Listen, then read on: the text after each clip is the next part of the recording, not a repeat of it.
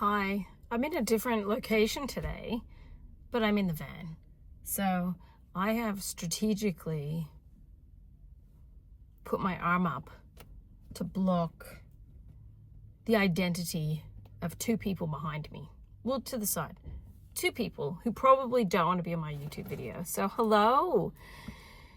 Welcome back. It is a Tuesday night here. I have just dropped my boys off for an event.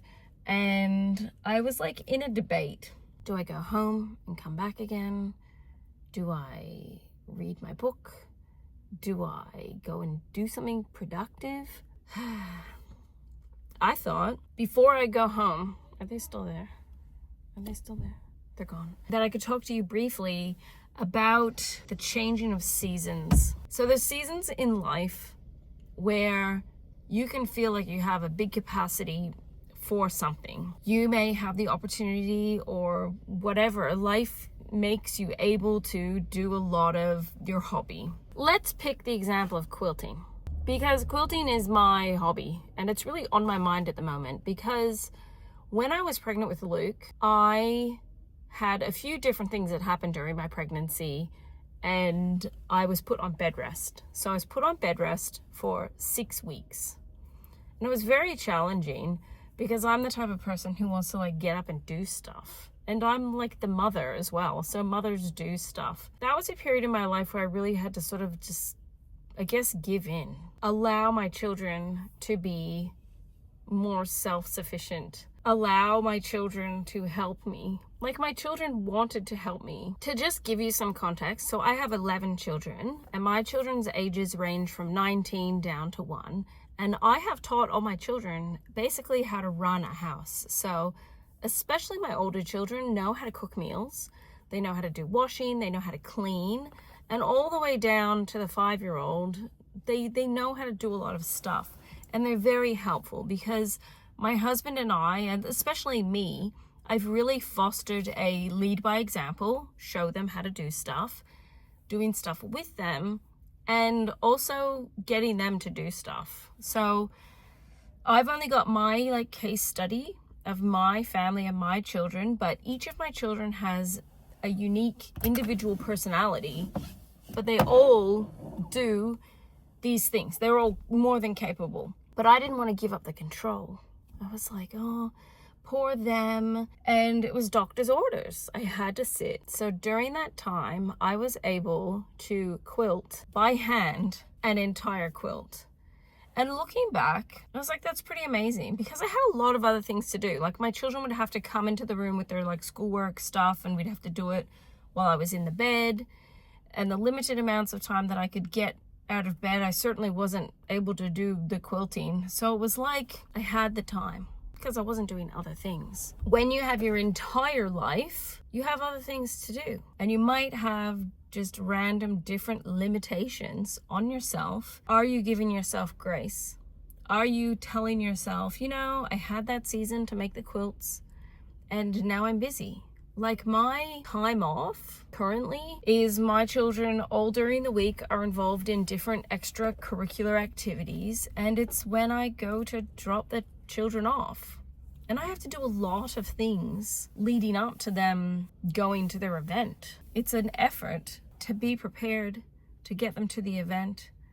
And then I sort of go, But today when I was sort of dealing with my fabric and things like that, I felt this temptation to be like, just throw it all away. You haven't done anything in ages. And it just sort of made me think. It made me think about how we can have different seasons in life where we're capable, or we have the right attitude, or we have the desire. And sometimes there's seasons where we have the right attitude and the desire, but we don't have the means to do it. Like we can't afford it, or we don't have limited space, or whatever it is. But I think a real missing link with the old brain is remembering to give ourselves some grace, to forgive ourselves for being mean to ourselves, and then the stopping being mean to ourselves. It's a real thinking, heavy thinking thing sometimes. And to remind ourselves that seasons come and go, that we will have an opportunity to get back into our hobbies. We will. If you're struggling, if you're like really in the trenches, if you're really going through a difficult time, if you have very little children, I know, like I've been through it all, and I have grown-up children and still in between children and baby. So I know it can be very challenging. I think one area that I'm pretty good at is trying to think of every day as great. It's a very slippery slope to live every day kind of like it's trash and it's just getting you through until you can go on your holiday to the beach. Like you're just living for that future event that's coming. A lot of us can't afford to go on holidays and stuff like that. So why would you waste your energy and your time lamenting over it rather than just trying to joyfully embrace the days that you have? If your days are chaotic and crazy and all over the place, you can be the captain of your own ship. You can steer your ship straighter by doing things like decluttering, organizing, saying no. I talked about this in so many videos of mine. And in real life, I will say to people, no is a complete sentence. If I would have regrets from the past, it's not standing up for myself and saying no. But we learn through experience, don't we? We learn through life. And so every day I try very hard to just embrace it as like a great day. Today and yesterday, like I've been really busy and I've been feeling really tired. Ben and I recently got a king-size bed. And I'll tell you what, last night and the night before, I just remember coming in my room and going, oh, the bed, it's so nice. Yesterday, I went out with 6 of my children because I needed sheets for the bed. And I got my new sheets and I put the sheets on the bed and I'm just like, this is fabulous. And after I'd made the bed and put the new sheets on the bed, I had a whole bunch of my kids coming in and chatting with us about all sorts of things. And I just thought, I'm the luckiest.